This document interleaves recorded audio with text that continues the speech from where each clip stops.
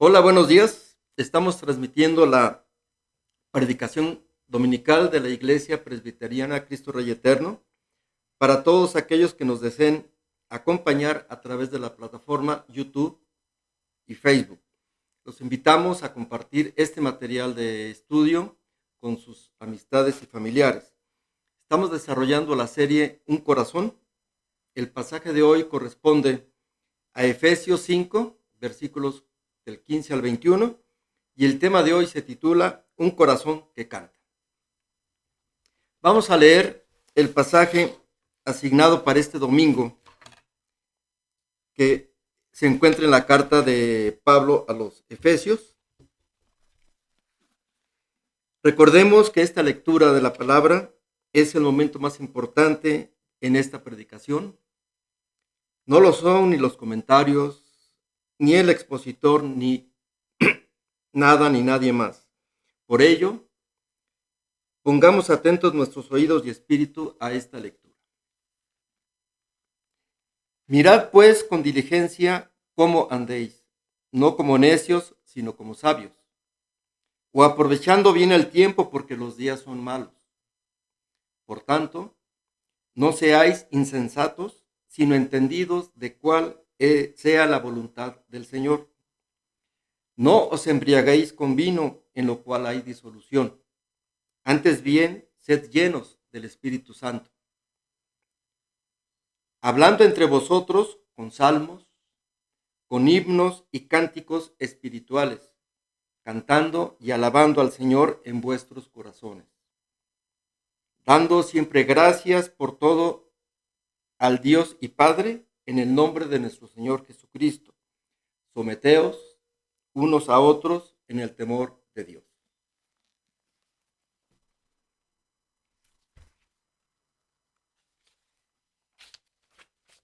Padre, ahora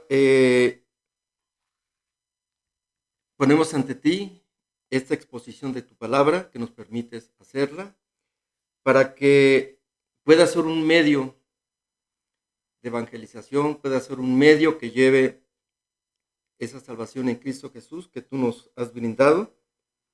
Y te pido que me guíes en esta predicación para que mis palabras sean gratas a ti. Oramos en el nombre de Cristo Jesús. Amén. En esta carta de Efesios, el apóstol Pablo trata con la preparación del cristiano para vivir y dar testimonio en una sociedad enferma, ya que los problemas sociales ético-morales, sean de tipo sexual, embriaguez, idolatría, que los cristianos del primer siglo enfrentaban, son los mismos problemas que enfrentamos hoy. Además, el mundo en el cual vivían los efesios es esencialmente el mundo en el cual nosotros vivimos, ya que desde hace 2000 años el mundo y su sociedad no han cambiado de manera radical. Conviene mencionar la importancia de la ciudad de Éfeso, que se cita 17 veces únicamente en el Nuevo Testamento, 9 veces en el libro de Hechos, 2 en la primera carta a los Corintios, una vez en la carta a los Efesios, 3 veces en la primera carta a Timoteo y 2 veces en el Apocalipsis. El pasaje de hoy es un resumen de un tema teológico que inicia en Efesios 4, versículo 17, en donde Pablo describe la nueva vida en Cristo. En buena medida, este pasaje pudiera también insertarse en algún capítulo del libro de Proverbios, pues se trata de exhortaciones, consejos, normas conductuales y perlas de sabiduría de parte de Pablo a los creyentes en Éfeso. Para comprender y entender a plenitud el breve pasaje de solo 7 versículos, debemos integrarlo al capítulo y libro que corresponde. Para ello lo ubicaremos primero en el marco histórico en el cual fue escrito, o sea, hace unos 2000 años.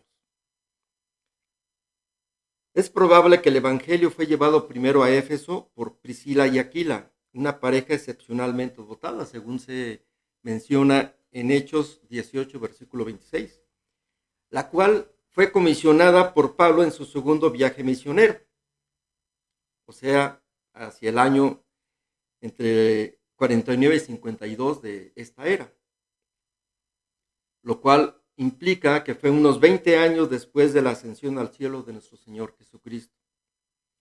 La ciudad de Éfeso, localizada en Asia Menor, en lo que hoy es Turquía, en el lado este del mar Egeo, fue quizás mejor conocida por su magnífico templo de Artemisa o Diana, una de las 7 maravillas del mundo antiguo.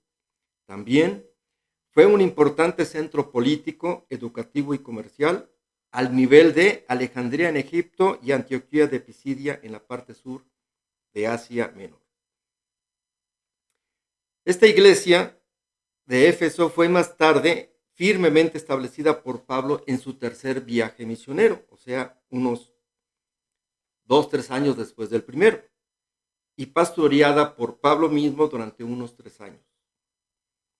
Después de que Pablo partió, Timoteo pastoreó la congregación durante quizás 1 año y medio, primordialmente para contrarrestar la falsa enseñanza de unos pocos hombres influyentes, probablemente ancianos en la congregación de Éfeso.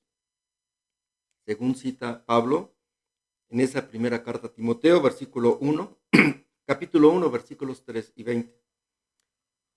Debido a estos hombres, la iglesia estaba plagada de fábulas y genealogías interminables, y por ideas ascéticas y contrarias a la Biblia. Había apostasía, tales como la prohibición del matrimonio y genealogías que hablaban de la abstención de ciertos alimentos.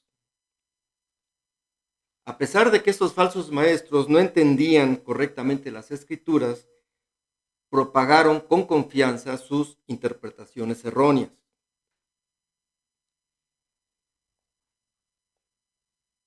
Lo que ocasionó disputas más que edificación de Dios, que es por fe.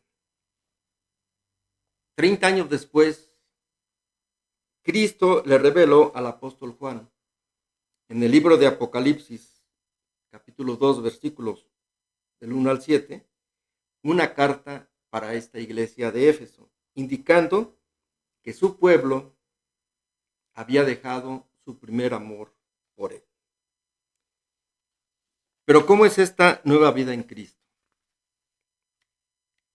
La nueva vida en Cristo es dejar de vivir como lo hacen los gentiles. Es decir, debo despojarme de mi vieja naturaleza y vestirme de mi nueva naturaleza en Cristo. Se ha hecho una comparación con la acción básica de caminar, que consiste en dar solo 2 pasos. Un pie por delante, primero, y después el otro. Y si esta acción la repito indefinidamente, pues estoy caminando. Eso es lo que yo debo de hacer todos los días a nivel espiritual para vivir esa nueva vida en Cristo. Despojarme de la vieja naturaleza pecaminosa y vestirme con la nueva naturaleza en Cristo. Analicemos ahora con detalle los versículos del pasaje de hoy. Versículo 15. Mirad pues con diligencia como andéis, no como necios, sino como sabios. La primera parte dice, mirad pues con diligencia como andéis. O sea, y como se dice, fíjate por dónde caminas. Cuando camino, tengo claro en mi cabeza hacia dónde debo de ir. Pero Pablo hace énfasis en el cómo camino, más que hacia dónde camino, cuando dice, mirad pues con diligencia cómo andéis. Además, me instruye Pablo a que debo de caminar con diligencia, o sea, con precisión, minuciosidad y gran cuidado, porque estrecha es la puerta y angosto el camino que conduce a la vida, y son pocos los que lo encuentran, según leemos en Mateo 7, versículo 14. Ahora veamos la segunda parte de este versículo 15. No como necios, sino como sabios. También Pablo nos exhorta a que caminemos como sabios y no como necios. Necio es un término en la Biblia que no se refiere a una limitación intelectual en una persona. Más bien se refiere a la incredulidad y a las obras abominables que esta actitud trae como consecuencia. El necio bíblico vive separado de Dios y vive en contra de la ley de Dios, por lo que no puede comprender la verdad de Dios. A su vez, el sabio bíblico es aquel que teme a Dios y lo obedece, pues comprende su verdad. El versículo 16 dice: aprovechando bien el tiempo, porque los días son malos.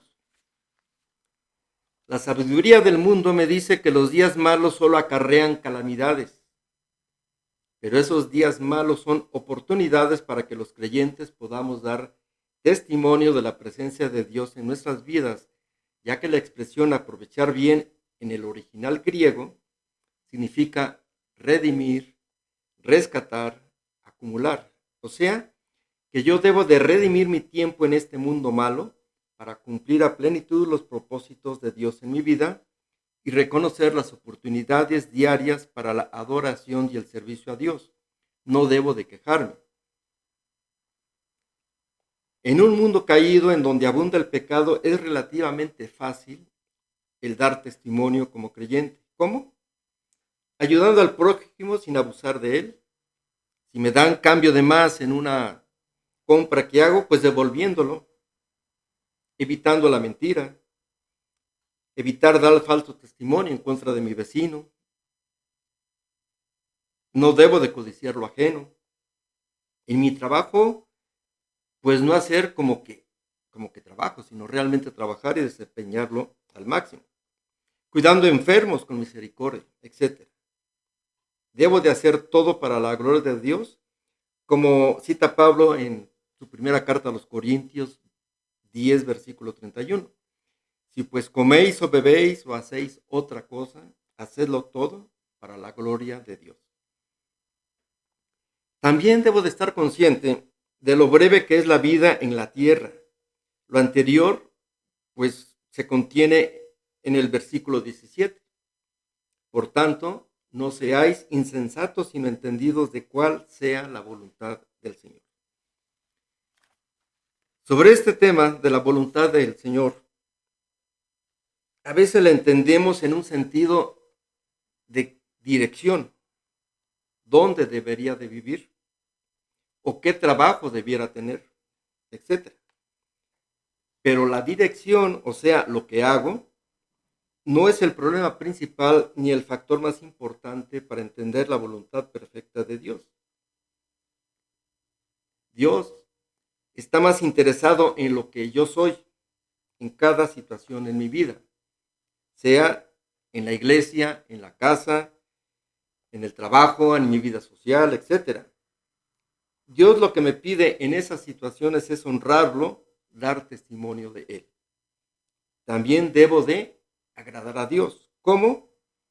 Pues como dice Hebreos 11:16. Pero sin fe es imposible agradar a Dios. Acerca de la fe, el mundo me dice que la fe se mantiene por sí misma centrada en mí, por lo que solo me basta con creer en lograr o conseguir algo con intensidad. Y vemos que hay muchos fracasos. Sin embargo, no es suficiente, ya que la fe bíblica descansa en una promesa hecha por Dios y contenida en la Biblia. Por lo que podemos confiar en ella, en esa promesa, a pesar de las circunstancias adversas. Recordemos que incluso hay una versión de la Biblia que se llama la Biblia de las promesas, porque en ella están resaltadas todas las promesas contenidas en la palabra de Dios para el creyente, siendo la gran promesa de Dios la salvación del ser humano por medio de nuestro Señor Jesucristo. En Juan 3:16 podemos leer esa gran promesa. El versículo 18 señala: no os embriaguéis con vino, en lo cual hay disolución, antes bien, sed llenos del Espíritu Santo. ¿Por qué Pablo contrasta el llenarse de vino o embriaguez con llenarse del Espíritu? Ambas llenuras afectan al espíritu de una persona. Tal vez por eso a ciertas bebidas alcohólicas se les llama espirituosas. Así, al llenarme de vino hay disolución, o sea, vivo sin ningún límite, con abandono imprudente, me promueve el escapismo negando la realidad y a deshacerme de toda restricción y vivir sin control.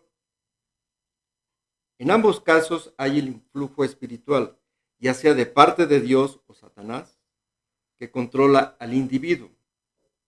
Finalmente, ya sea el Espíritu de Dios o el vino, cuando llenan a una persona, lo dominan y controlan con una gran diferencia. El vino para perdición y el Espíritu de Dios para salvación. Ser llenos del Espíritu es equivalente a andar en el Espíritu. Los tres últimos versículos, 19, 20 y 21, sintetizan las tres consecuencias inmediatas a nivel personal de obedecer el mandato: sed llenos del Espíritu. Primera consecuencia, alabanza con cánticos. Segunda consecuencia, acción de gracias. Y tercera, sumisión humilde a los demás.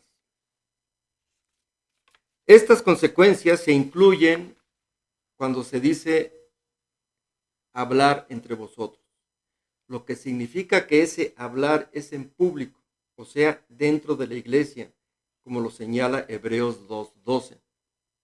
Anunciaré a mis hermanos tu nombre, en medio de la congregación te alabaré. Es estos versículos los que dan de alguna manera el título al mensaje de hoy: un corazón que canta. Vamos a analizar estos tres últimos versículos. El 19 dice: hablando entre vosotros con salmos, con himnos y cánticos espirituales, cantando y alabando al Señor en vuestros corazones. Hablando entre vosotros, Pablo se refiere a la oración y culto comunitarios, ya que Cristo prometió estar presente por medio de su Espíritu, según lo expresa Mateo 18:20, porque están dos o tres congregados en mi nombre, allí estoy yo en medio de ellos. ¿Qué significa con salmos? Se refiere a los salmos del Antiguo Testamento que le cantaban con melodía y ritmo, y también incluida la música coral. Con himnos. Puede tratarse de canciones de alabanza que, a diferencia de los salmos, se enfocaban en nuestro Señor Jesucristo. Cánticos espirituales, que pudieran tratarse de expresiones personales de testimonio que exaltaban las verdades de la gracia y la salvación en Cristo. ¿Y a qué se refiere cantando al Señor en vuestros corazones? O sea, como una manifestación privada en nuestros corazones de alabanza y gratitud a Dios, a lo mejor acompañado con algún tipo de instrumento. El versículo 20 dice: dando siempre gracias por todo al Dios y Padre en el nombre de nuestro Señor Jesucristo. Dando siempre gracias por todo, habría que analizar qué significa dando siempre gracias y por todo. De entrada, excluye y elimina toda actitud de queja y murmuración para y ante Dios. ¿Qué significa siempre? Pues es en cualquier momento y sin interrupción. Debe ser una acción continua, como se dice 24/7. Y por todo es dar gracias por los beneficios que se reciben de Dios: salud, trabajo. Pues humanamente tiene sentido, pero como creyente debo agradecer también a Dios por las situaciones adversas. Así es. Recordemos que al ser rescatados por Dios por medio de Jesucristo, entramos en una etapa de santificación, la cual dura lo que me queda de existencia física en la tierra y concluye al morir físicamente. Este proceso de santificación tiene dos objetivos principales. El primero es que cada vez me acerque y asemeje a la figura y estatura de Jesús. Y el segundo es dar testimonio permanente de la presencia de Jesús en mi vida. ¿Y cómo puedo dar testimonio de Dios en mi vida? En esas situaciones difíciles y adversas. Porque en ellas está contenida la oportunidad de manifestar que Cristo vive en mí, como lo proclama Pablo en Gálatas 2, versículo 20. Con Cristo estoy juntamente crucificado, y ya no vivo yo, mas vive Cristo en mí. Y lo que ahora vivo en la carne, lo vivo en la fe del Hijo de Dios, el cual me amó y se entregó así por mí mismo. La gratitud de los creyentes a Dios se centra en quién es Él y lo que ha hecho a través de su Hijo Jesucristo, quien es nuestro Señor y Salvador. El versículo 21 de este domingo, que es el último versículo, dice: someteos unos a otros en el temor de Dios. ¿Qué quiere decir someteos unos a otros? Pablo lo aplica en el sentido de relaciones específicas de autoridad y sumisión entre cristianos, ya que el ser lleno del Espíritu me vuelve humilde y manso. Además, recordemos que ningún creyente es superior a otro, ya que ante Dios todos somos iguales, pues Él no hace acepción de personas, según comprendió el apóstol Pablo en Hechos 10:34. Entonces Pedro, abriendo la boca, dijo: en verdad comprendo que Dios no hace acepción de personas. La segunda parte de este versículo 21, en el temor de Dios, se trata de la reverencia continua del creyente hacia Dios, que es la base de su sumisión a otros creyentes. Quisiera terminar esa reflexión con esos versículos que nos revelan el amor de Dios y la figura completa de Jesús, el Hijo de Dios. Juan 3:16. Porque de tal manera amó Dios al mundo, que ha dado a su Hijo unigénito, para que todo aquel que en él cree no se pierda, mas tenga vida eterna. Y Gálatas 2:20. Con Cristo estoy juntamente crucificado, y ya no vivo yo, mas vive Cristo en mí, y lo que ahora vivo en la carne, lo vivo en la fe del Hijo de Dios, el cual me amó y se entregó a sí mismo por mí. Vamos a orar. Padre, te damos gracias por permitirnos esta reflexión en tu palabra. Te pedimos que este mensaje emanado de tu palabra haga nido en nuestros corazones y que realmente lo apliquemos como nos exhorta Pablo todos los días y todos los momentos de nuestra vida.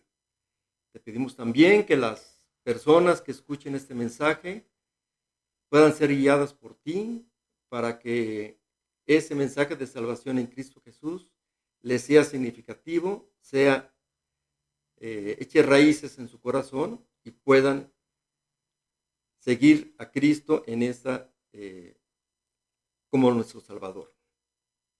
Todo esto, Padre, te lo pedimos en su nombre. Amén. Ahora, queridos oyentes, que la gracia de nuestro Señor Jesucristo, el amor de Dios Padre, la comunión del Espíritu Santo, sea con todos nosotros, nuestras familias, desde hoy y para siempre. Amén.